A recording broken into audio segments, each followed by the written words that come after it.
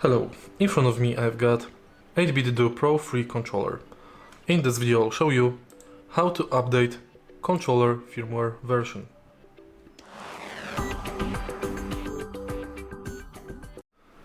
In the beginning, make sure that your controller is connected to PC. In order to do it, connect this charging dock here to PC via USB-C cable.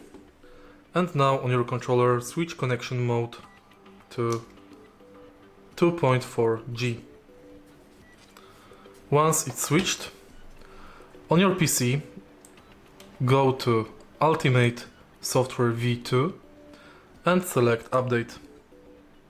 Now connect the controller to PC via USB to push Update to controller.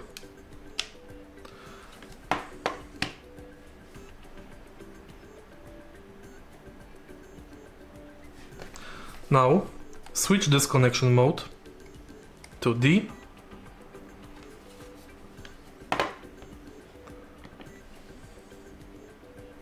turn the controller on and press Update.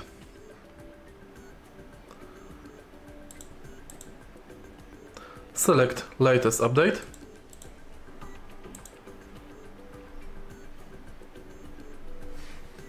and it's done.